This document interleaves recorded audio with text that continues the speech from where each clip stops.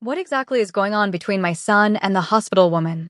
Madame Han's voice cut through the dining room like a blade through silk, and every conversation at the table died at once. Monique Obi felt the question land in her chest before she even looked up from her plate. Beside her, two empty chairs away, Han Yijun had gone very still, his hand frozen halfway to his glass. "Doctor," Monique said calmly. The room went silent. Madame Han's eyes narrowed.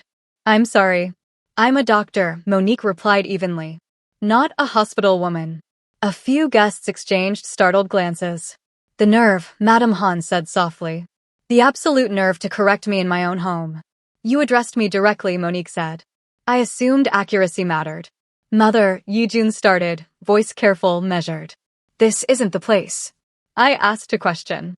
Madame Han remained standing, her eyes fixed not on her son but on Monique, sharp and merciless. "I watched you take her hand.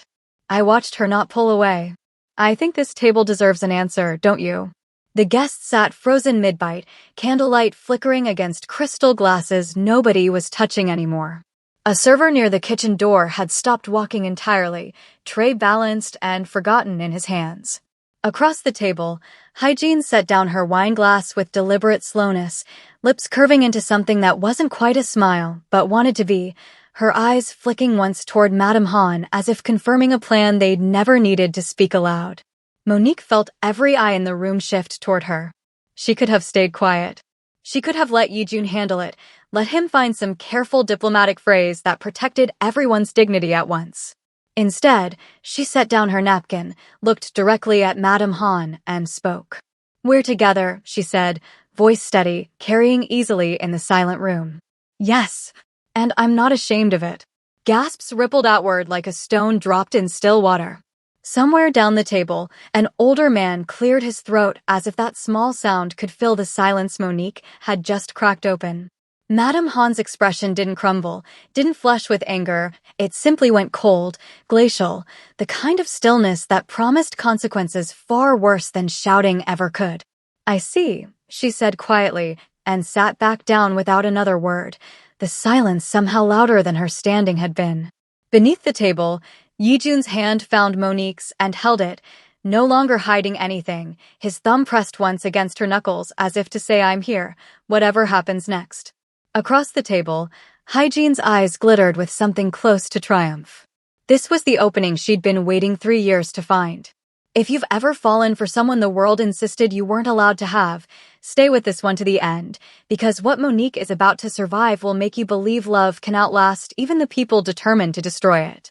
Hit subscribe before we go back to where it all began. A few months earlier, none of this had existed yet, not the secrecy, not the danger, not the weight of an entire family's expectations bearing down on two people who'd simply wanted, for once, something quiet and theirs. It had started with a fractured wrist and a fake name. Yijun had come into the emergency room after a minor accident, giving the intake nurse a name that wasn't his own, sunglasses on indoors at 9 in the evening. Trying to disappear into a hospital chair like a man who'd never once needed to disappear from anything in his life. Monique had seen through the disguise within 30 seconds, not because she recognized his face, but because no ordinary patient carried himself like that, like the room owed him deference he hadn't even bothered to ask for. "You can take the sunglasses off," she'd told him, snapping on gloves. "I promise I won't be blinded by whatever it is you're hiding from." He laughed, surprised, like laughing wasn't something he did often around strangers. "Most people recognize me before I open my mouth. I don't really watch the news." That, he said, might be the nicest thing anyone's said to me all year. "Don't get used to it," she said, wrapping his wrist with quick, practiced hands. "I'm only this nice to patients who don't argue with me about ice packs. I would never argue with you. Everyone says that." Then I mention the ice pack. He'd watched her work in silence for a moment, something in his face shifting from amusement into a quieter kind of attention. "Can I ask you something that has nothing to do with my wrist?" "You can ask. I make no promises about answering." "Has anyone ever told you that you don't perform for people? You just exist in front of them." "It's rare. I notice it because almost nobody around me does it anymore." "Maybe nobody around you has had to wrap your wrist while you flirt through the pain," she said, but something in her chest had moved anyway, small and unfamiliar. He came back 2 days later with a box of pastries from a bakery she'd mentioned in passing, claiming his wrist still hurt, though the wrap she'd given him had barely been disturbed. She called him on it immediately. "This is the worst excuse for a follow-up visit I've ever seen," she said, not even pretending to check the bandage. "I know," he admitted. "I couldn't think of a better one fast enough. Most people just ask for a number." "I'm not most people." "I was hoping that would be obvious by now." "It's obvious," she said. "I just wasn't sure you knew it yet." It had been easy after that, in a way neither of them expected. Dinners in private rooms of restaurants he quietly owned shares in, where no one questioned why the lights were always lower in the back. Long drives through Seoul at night, tinted windows hiding them from a city that would have recognized him in an instant. His security detail trained, somehow, to simply not exist in her presence, fading into hallways and door frames so completely that some nights she almost forgot there were armed men 3 steps behind them at all times. There were quieter mornings too. Yi-jun, badly, attempting to cook the one dish his late grandmother used to make, flour on his sleeves and smoke curling faintly from a pan he refused to admit he'd ruined, insisting it was experimental, while Monique laughed so hard she had to sit down. Those were the moments she trusted most, the ones that had nothing to do with restaurants he owned or cars with tinted windows, just a man burning rice on purpose so she'd laugh at him instead of at the weight he carried everywhere else. "Doesn't it bother you?" she'd asked him once, watching one of his men pretend to study a menu he had no intention of ordering from. "Always being watched. Never just being a person." "It used to," Yi-jun admitted. "Now I don't really notice unless someone like you points it out." "That's not exactly reassuring." "No," he agreed, smiling. "But it's honest." She'd noticed the small things first, a landlord who'd been threatening to raise her rent illegally, suddenly going quiet for weeks. A delayed visa renewal for a colleague that resolved itself overnight with no explanation. A parking violation that simply vanished from the system before she could pay the fine. She never asked him directly. She suspected. He never confirmed it, not outright, but the careful way he avoided her eyes when she mentioned it told her everything she needed to know. "You don't have to fix things for me," she told him one night, after the 3rd unexplained convenience in a month. "I know," he said. "That's not an answer. It's the only one I've got. I see a problem in your life, and some part of me wants it gone before you even finish describing it. I'm working on that." "Work harder," she said, though there was no real heat in it. They argued, gently, about the secrecy, Monique wanting honesty, wanting to exist in his life without the constant calculus of who might see them, who might report it, who might decide her existence near him was newsworthy. Yi-jun wanted more time, more distance from the moment his family would become a variable neither of them could control. "You don't understand what happens the moment my mother finds out," he told her one night, more tired than she'd ever heard him. "It isn't just disapproval. It's strategy. She'll treat you like a threat to manage, not a person to know." "Then let her find out sooner," Monique said. "Every day we hide this, you're telling me, without saying it, that I'm something to be ashamed of. That's not what this is. Isn't it? Because from where I'm standing, it looks exactly like that. The second my mother knows," he told her, quiet and certain, "everything changes. I want to protect this for as long as I possibly can. I'd rather risk the cost than keep living like I'm something to be hidden," she said. Neither of them won that argument outright.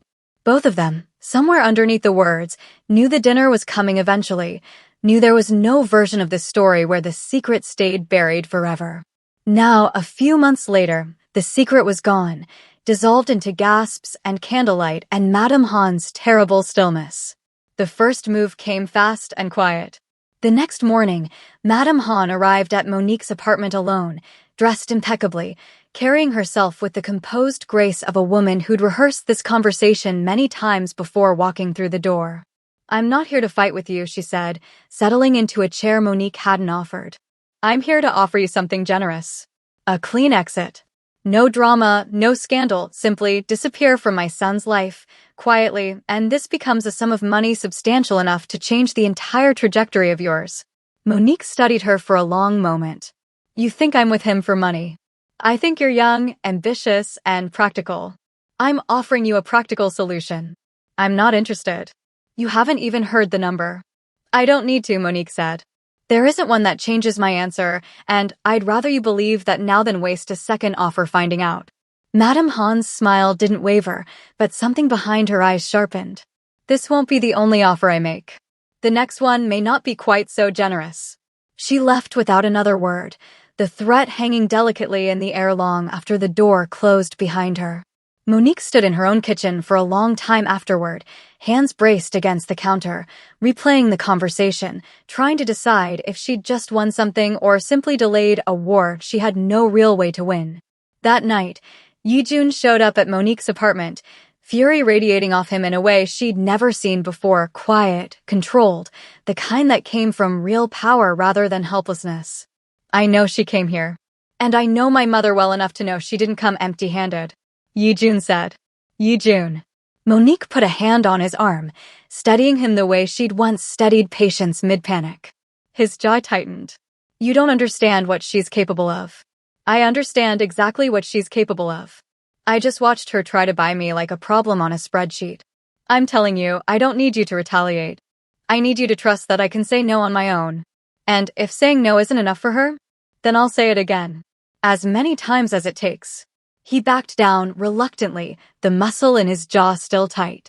It was the first real test of whether he could love her without fighting every battle on her behalf, and he hated, visibly, how hard that restraint cost him. The second attack didn't wait long.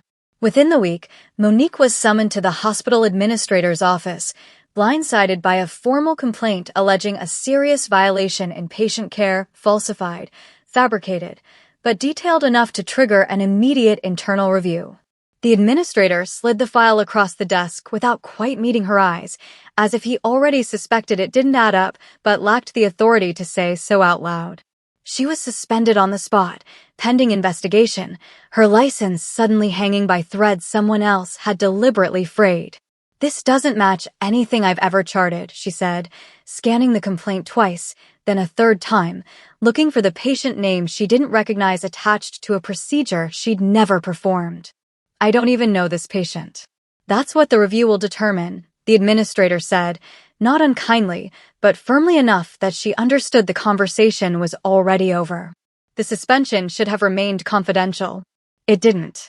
By evening, anonymous accounts online were already circulating rumors. Hospital woman under investigation. CEO's secret girlfriend faces medical misconduct claims. By the next morning, someone had posted a photograph of Monique entering the hospital months earlier, red circles drawn around her face. The comments were worse than the headlines. Gold digger. Career climber. She trapped him. Monique tried not to read them.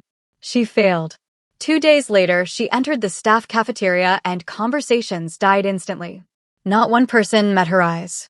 The nurse who used to save her a seat every morning suddenly found somewhere else to be. Across the room, 2 residents lowered their phones the second she looked up. She didn't need to see the screen. She already knew what was on it. Her humiliation. For the first time since this began, Monique felt genuinely afraid. Yijun arrived at the hospital within the hour, and Monique watched, stunned, as the entire administrative wing rearranged itself around his presence, the administrator personally walking down to meet him, voices dropping to careful, deferential murmurs, doors opening before he reached them. One phone call, he told her, quiet and absolute. I can make this complaint disappear before the end of the day. No, Monique. I won't be saved, Yijun. I won't be handled like one of your business problems. I'll fight this on my own record, or it isn't really mine to win. He didn't argue further, though something in his expression looked like it cost him physically to stay silent. He stayed anyway, sitting beside her for hours that night while she pored over her own patient files searching for anything that could be twisted, ordering food neither of them touched, saying nothing except that he wasn't leaving. Why does this matter so much to you? He asked eventually, watching her highlight the same chart for the 3rd time. Letting me help, I mean. Why does it matter that you do this completely alone? Because the moment I let you fix everything, she said, not looking up, I stop being someone who earned anything. I become someone things were given to. I've spent my whole life making sure that's never true about me. He was quiet for a long moment. I think that's the bravest thing I've ever heard anyone say. It's just self-respect. Most people don't have enough of it to sound brave saying it out loud. Near midnight, she finally set the files down, exhausted, and let her head rest against his shoulder. "Thank you for staying," she murmured. "Even when I wouldn't let you do anything." "Staying is the only thing you've actually let me do since this started," he said. "I'm not giving that up too." A colleague who owed Monique a quiet kindness from years earlier helped her trace the falsified complaint back to its source over the following days, digging through submission logs and timestamp records most people wouldn't have known to look for. Cross-referencing login times against shift schedules until one inconsistency finally refused to explain itself away. Not Madame Han, as Monique had initially assumed. "Hygiene," she told Yijun that night, watching something harden behind his eyes that she'd never once seen directed at anyone. "I'll handle her," he said, voice flat, certain. "Personally, if it comes to that." Yijun, no. "I've handled far worse people for far smaller reasons, Monique. This isn't a threat I'm making for show. I need to win this as myself," she said, gripping his hand. "Not as the woman protected by Han Yijun. Please. I'm asking you." He didn't promise easily. She watched the war happen behind his eyes, instinct against restraint. But eventually he nodded, something that looked almost like fear flickering across his face. Not fear for himself. Fear for what the world might still do to someone who kept refusing to let him shield her. Monique confronted Hygiene directly 2 days later, in a quiet corridor away from witnesses. Hygiene didn't deny anything. If anything, she seemed almost proud. 3 years, Hygiene said, voice tight with controlled fury. 3 years ago, when his father collapsed during that shareholder crisis, I was there. Monique said nothing. I sat with Madame Han when everyone else left. I attended meetings when Yijun couldn't. I learned this family, protected this family, and carried responsibilities nobody even noticed. Her laugh was short and bitter. Do you know how many people told me I was the obvious choice? How many times his mother looked at me and saw the future daughter-in-law she wanted? Her eyes hardened. And then you appeared. I didn't take anything from you, Monique said quietly. You did, Hygiene snapped. Maybe not intentionally. Maybe not maliciously. But everything I spent years building disappeared the moment he looked at you differently. For the first time, Monique didn't see a rival. She saw someone drowning in resentment she had mistaken for love. Monique relayed the conversation to Yijun that night. He was silent for a long moment, processing, before he spoke. My family's company holds significant leverage over her family's business, he said quietly. I've never used it. Never needed to. But the only reason she still has room to maneuver at all is because I've let you fight this your way so far. Don't use it yet, Monique said. Please. Let me finish this myself first. I'm trying, he admitted. It's costing me more than you know. Madame Han escalated next, summoning her son alone, delivering an ultimatum with the precision of a woman who'd been planning the exact wording for days. End things with Monique. Marry Hygiene as originally arranged.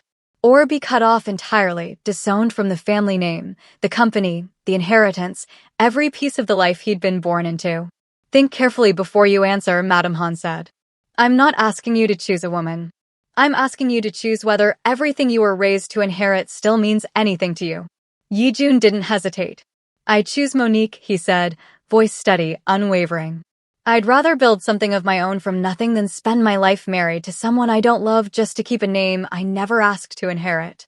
Madame Han's expression flickered, shock, quickly buried beneath composure. You don't even know if this relationship survives the pressure I can put on it. I don't need to know that to know what I want, he said. I'm choosing her before any guarantee exists. That's what choosing someone actually means. You say that now. Let's see what you say once the company stops answering your calls. Then I'll start somewhere that does. That night, alone with Monique, he admitted something he'd never said aloud before. I'm frightened, he told her, voice rough. Not to lose the company. Of whether choosing me costs you more than it costs me. Whether my world keeps finding new ways to come for you long after tonight. I'm frightened too, Monique said, and meant it completely, no reassurance softening the edges. We don't get to pretend otherwise anymore. Not after tonight. I keep waiting to regret it, he admitted. Choosing you, knowing what it costs. And? I don't. Not even once. That terrifies me more than the cost does. It was the most unguarded either of them had been with each other in 8 months. Madame Han followed through on part of her threat almost immediately, freezing Yijun out of family business decisions, making his position within his own company a quiet, humiliating joke as whispers spread about the son who'd chosen a doctor over everything he'd been raised to protect. Doors that used to open for him now waited for someone else's signature. Meetings he once led continued without him, the agenda quietly rewritten to leave his name off it entirely.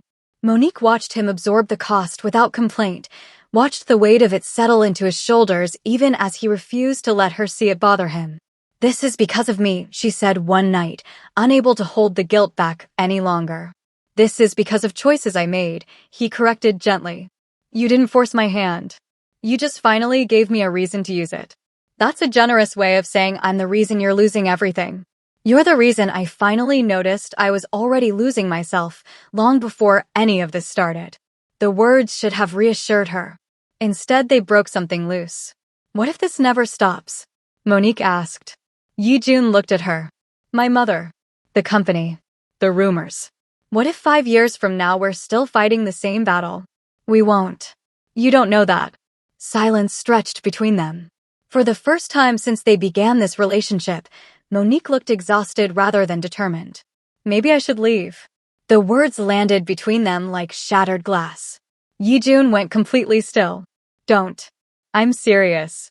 "I know." Tears filled her eyes. "I'm becoming the reason your life is falling apart." For the first time, she saw genuine anger cross his face. Not at her. At the idea. "Don't you dare decide that for me." His voice wasn't loud. It didn't need to be. "You don't get to tell me what my life is worth." Monique stared at him. "You don't get to tell me that choosing you was a mistake when I am standing here telling you it wasn't." The silence that followed felt raw, terrifying, honest, and somehow more intimate than any declaration of love either of them had ever made. He began moving independently after that, quiet meetings she wasn't told about until afterward, the early architecture of something separate from his family's company entirely. When she found out, she asked him directly if he was doing it for her. "I'm doing it for myself," he said. "You just happen to be the reason I finally found the nerve to start." Desperate now, watching her 3-year plan visibly collapsing around her, Hygiene made her final and most dangerous move, escalating the falsified complaint with manufactured evidence engineered to make the case against Monique airtight, designed to end her license permanently rather than simply delay her career. But the colleague who'd helped Monique before had kept meticulous records, timestamps, submission logs, a paper trail showing exactly when and how the documents had been altered. In the formal review hearing, seated across a long table from a board that had already half decided her guilt, Monique presented it herself, calm and precise, dismantling the fabricated complaint piece by piece. She walked them through the original timestamps, then the altered ones, then the single login that placed Hygiene at the terminal at the exact hour the file had been changed. Watching the certainty drain visibly from the board members' faces as the truth replaced the version they'd been handed. Yijun sat in the back of the room, silent the entire hearing, present only because Monique had finally allowed him to be there as support rather than as a weapon. One board member, an older woman who'd said almost nothing through the entire proceeding, finally set down her pen and asked Monique a single question: why she hadn't simply requested the case be reassigned away from a panel with personal ties to the accuser. Monique answered without hesitation, because the truth didn't need a friendlier room to survive in, only an honest one. When the board cleared her completely, voting unanimously to dismiss every charge, the decision didn't stop there.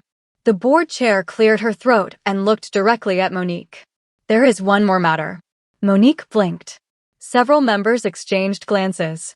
"The conduct you demonstrated throughout this process has not gone unnoticed." The older woman who had questioned her earlier nodded once. "When this began, many of us assumed influence would solve it." Her eyes briefly shifted toward Yijun. It didn't. They returned to Monique. "You did." Yijun said nothing, did nothing, just watched her win it entirely on her own terms, pride written across his face more openly than she'd ever seen. 3 weeks later, Monique was appointed to lead a new patient care initiative at the hospital, a position that placed her on a leadership track few doctors reached so early in their careers. For the first time since the scandal began, she wasn't simply getting her life back. She was moving forward. The board didn't stop at clearing Monique. They referred Hygiene's conduct to outside authorities for falsifying medical documentation, a consequence far heavier than anything she'd managed to inflict. Word reached Madame Han within hours, forcing her to finally see the full shape of what Hygiene had been doing: sabotage, fraud, manipulation dressed up as years of patient ambition. Every kindness Madame Han had ever extended to her now recast in a light she couldn't unsee. Even after the hearing, Madame Han refused to apologize. For nearly 2 weeks, she convinced herself there had to be another explanation. Some details she had missed. Some manipulation she hadn't yet uncovered. Then she reviewed the evidence herself. Every document. Every timestamp. Every statement. Twice. The facts left no room to hide. Worse still, she discovered something else. Monique had possessed enough information to destroy Hygiene months earlier. She simply hadn't used it. No revenge. No public humiliation. No abuse of Yijune's influence. Just patience, integrity, and truth. Madame Han realized, with growing discomfort, that the woman she had spent months calling dangerous had behaved with more restraint than anyone else involved, including herself. Madame Han, who'd built her entire case against Monique on the certainty that she was the dangerous one in this story, sat alone with the wreckage of her own judgment for a long time before summoning Monique one final time. "Why?" she asked quietly, none of her usual composure performing for an audience now. "Did you never once try to use my son's power to fight back? It would have ended every threat I made instantly. You could have crushed Hygiene the moment you found proof. You chose not to. Why?" "Because I didn't want to win by becoming the kind of person who uses power as a weapon," Monique said simply. "That was never who I was, with or without your son in my life. Even when it would have cost you everything to lose? Especially then. Winning that way wouldn't have felt like winning. It would have felt like becoming someone I didn't recognize, just to keep something I wanted to deserve." Madame Han studied her for a long moment, something shifting behind her eyes, not quite warmth, but the beginning of it. "I judged you the moment I saw you," she admitted. "I assumed ambition where there was only character. I was wrong, Dr. Obi. I see that clearly now." The apology cost her visibly, pride bending in a way Monique suspected it rarely had before. "Yijun is fully welcome back into this family," Madame Han continued. "Not because he bent to my will. Because I finally bent to see what was true in front of me. He doesn't need your permission anymore," Monique said gently. "But I think he'd still want it. That's different from needing it." Hygiene's downfall arrived swiftly and publicly afterward, 3 years of careful positioning collapsing entirely under the weight of her own actions rather than anyone else's revenge. There was a strange justice in that no one had needed to destroy her. She'd done it herself, one falsified document at a time. Yijun proposed 3 weeks later, no spectacle, no audience, just the same quiet certainty he'd carried since the night he'd refused to let his mother's money work. Yijun smiled softly. "You know," he said, "this is still the worst follow-up appointment I've ever scheduled." Monique stared at him, then laughed through sudden tears. "Your wrist healed months ago." "I know." He dropped to one knee. "But I was hoping you'd agree to a lifetime treatment plan."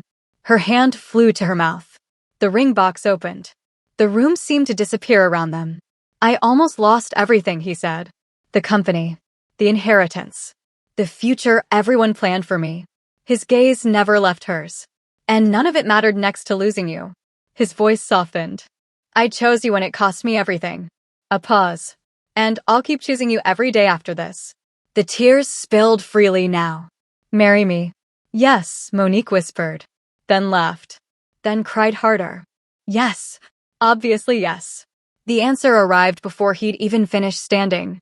The woman once humiliated in front of guests, accused publicly of being nothing more than a passing scandal, stood now beside the man who'd given up everything rather than give her up, proof that some things, built quietly enough and honestly enough, survive every storm sent to break them. If this story reminded you that real love doesn't need anyone's permission to be real, let me know in the comments where you'd have drawn the line, and subscribe for the next story before it disappears from your feed.